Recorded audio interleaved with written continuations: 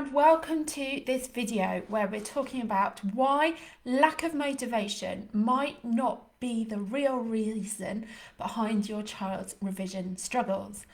My name is Lucy Parsons and I am an academic coach and founder of Life More Extraordinary Academic Coaching.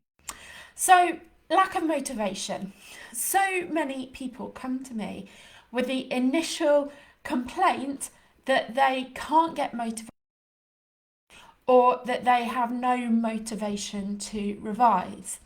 But when I probe a little bit deeper, we often find that there's actually something else going on. So let's talk about what that might be, because when we know what the real problem is, we can actually solve it and move forwards. So, to find out whether lack of motivation is the real problem, we need to ask, does your child actually want to do well? And if the answer is yes, then lack of motivation is not the problem. There is something else going on. So, how do we find out that real reason? Well, the thing that's going on if students are not revising, but they do want to do well, is that they're procrastinating. And again, procrastination is a symptom of something deeper going on.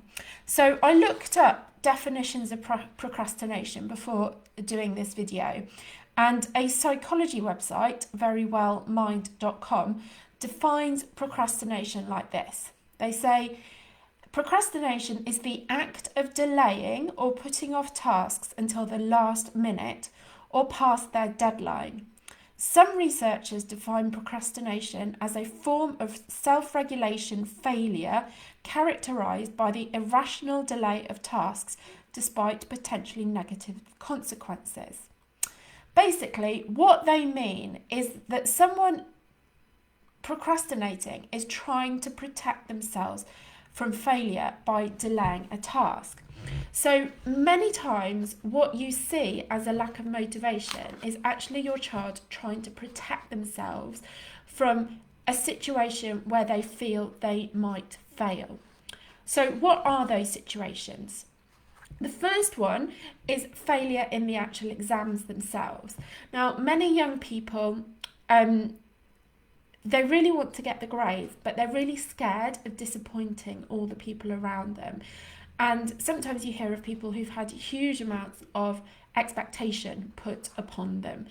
And you might say, well, I just tell my child that all I want them to do is to do their best and that's all we can ask of them.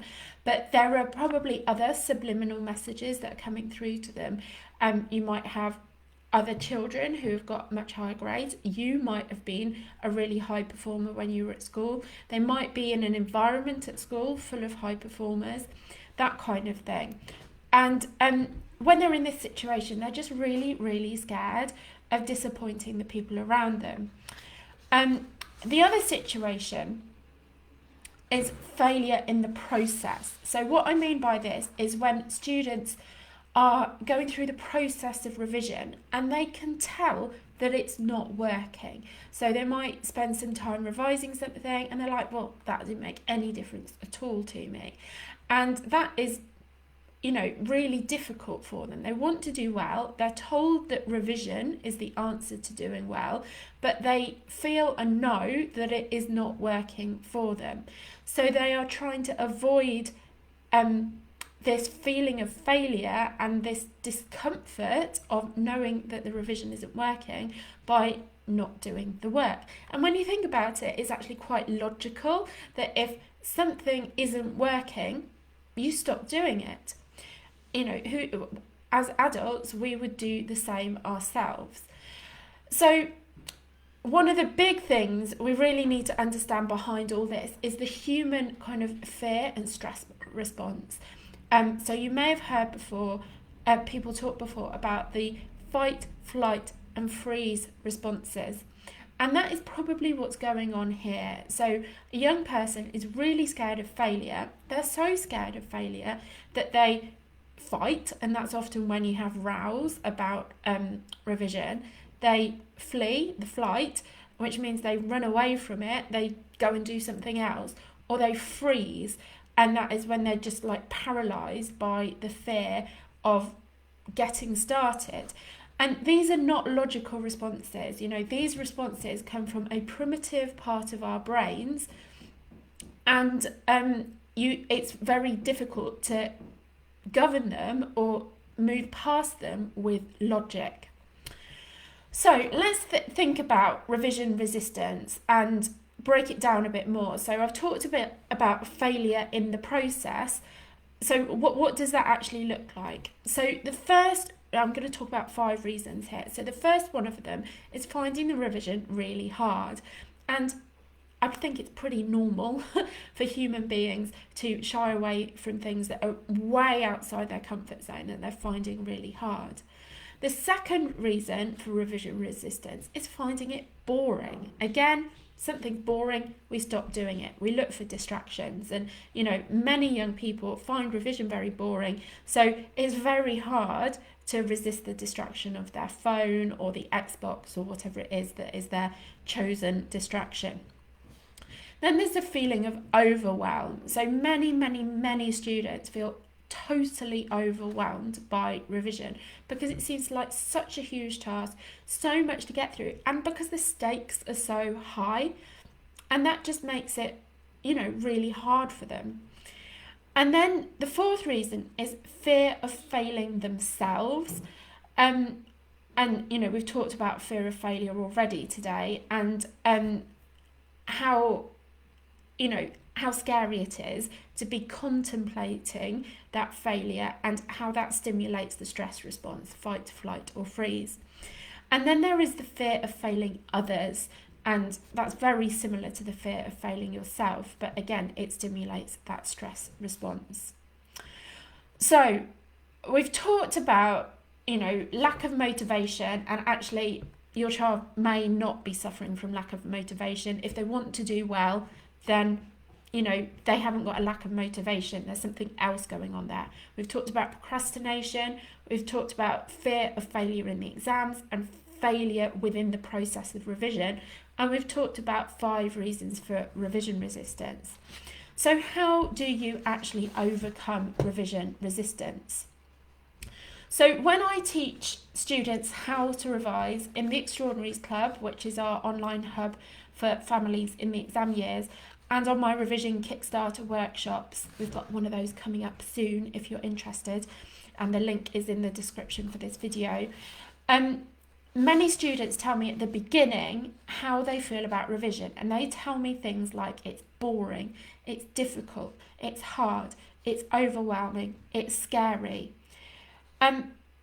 But, you know, it's a logical response when they're feeling those kind of things to stop doing the work. But when they do start doing the work and breaking down how to actually do the revision, then they come back with much more positive responses. So I hear things like positive and motivated and planned and I can do this, and those are the kind of things that I hear once students know how to go through the revision process. And I just wanted to read you something that one of our members in the Extraordinaries Club recently said. So I'm recording this in March 2022, and they joined the club in September 2021, and her daughter's in year 11, and she said she has another round of 9 mock exams this week. Clearly a better experience than last time from the focus on active revision, more conscious self-care, sleep, breakfast, less phone time, to actually sitting the exams with a calm mindset. Thank you for this club.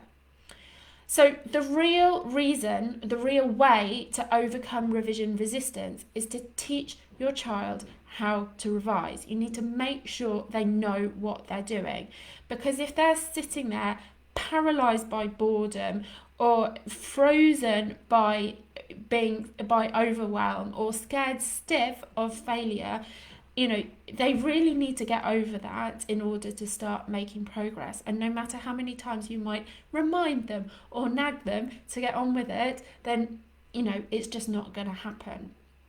So I'm here to help your child know how to revise and teach them all the other study skills that supports the revision process. If you'd like to get started with that, I've put some links in the description. You can download a free chapter of my book, The 10-Step Guide to Acing Every Exam You Ever Take. And that chapter takes you through the basics of how to set up revision that really works. And then there are two other options. You can work with us in the Extraordinaries Club, and there's a link there if you would like to find out more about that. Or you can come along to one of our revision Kickstarter workshops, and I've put a link for that in the description as well. So in the comments, if you've watched this video all the way to the end, I'd love you to tell me whether you think after watching this your child's revision problem is lack of motivation, or whether there's actually something else going on there that could be solved by learning how to revise. And if you've enjoyed this video, please give us a thumbs up or a heart, just to show your appreciation. Thank you so much for watching. I really hope this has been helpful, and do come back again for more. Goodbye.